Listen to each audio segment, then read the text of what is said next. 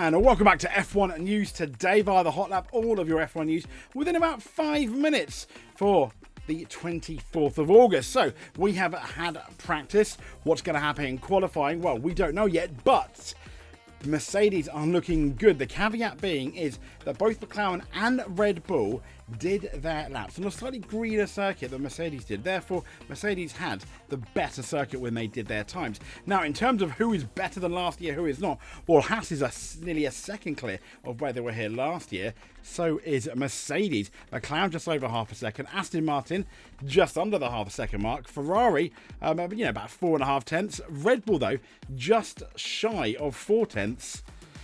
And Stake, well, yeah, they're not. So, not particularly a good one for the Stake Sauber F1 team, but I digress. So, who is it going to be? Who is it going to be? Well, the driver that did the most laps, we've got looking at Lando Norris, 51. 98 in total for McLaren. And even George Russell, who was looking good, came out saying it's really difficult out there because it was so windy. The car's performing well, got the upgrades on, which are working as expected, which is the opposite of what happened in Spa.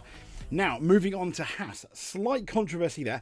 Haas, their assets are apparently unable to leave the Netherlands without payment to a former sponsor. The ukulele. I always look at it as ukulele, but it's not. It's my dyslexia. It's ukulele. I'm moving on. But Haas is at the centre of the legal trouble with F1 former sponsor Nikita Mazepin's father's company, and they're demanding money to be paid back after the contract between the pair was terminated in 2022. So Mercedes, they have committed, as suggested by George Russell, to their new floor for the rest of the Dutch Grand Prix. This was the floor that they had on Spa in Belgium, and they weren't particularly happy with it. They took it off. They were initially unsure, but now they are. And Lewis Hamilton has come out and said, we understand the car much better. However, he's still unsure that Mercedes can win and challenge for victory. He said it felt okay today. It was not a bad start to the weekend. Big difference compared to last year. The car is definitely feeling more alive and right up there at the front. We understand the car so much better now to start off on the right foot from the get-go, which is really good. That's one thing Mercedes have been struggling on. He went on to say, and just making small tweaks from here is definitely very helpful. It makes our job more enjoyable. I don't know whether or not it's for the win, but definitely at least we're in the top 5. I think they're doing better than that. Sadly, though, for Ferrari, they really aren't. Leclerc is bracing for what could be a very difficult weekend. He said himself after practice, as expected, I would say, we don't quite have the pace of the guys in front. Unfortunately, I think it's better than what it looks like on the timesheet at the end of the day, but still not quite in the fight for the win, for sure. There's quite a bit of work still to do. That's what we are doing, but I hope it will pay off soon. I will try to do something special in quali, but we are speaking of gaps at the moment that are a bit too big to do something special.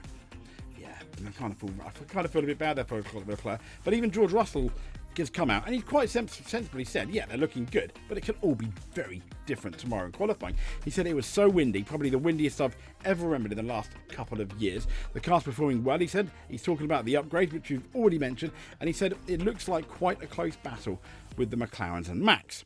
Interesting, he didn't say Paris. And he said, but it could all be different again tomorrow. In the first 6 races, the car was off the pace, but the weather was consistent. And there were pretty straightforward race weekends for everyone. Suddenly, as soon as the car's been quick in Canada and Silverstone, all sorts has been thrown at us, but it's the same for everyone. So what is going to happen? Who is fastest? I think it's quite exciting going into the Dutch Grand Prix weekend because we don't really have a definitive answer yet. Maybe this time tomorrow we will. At least we'll know who's on pole and the grid going into the race.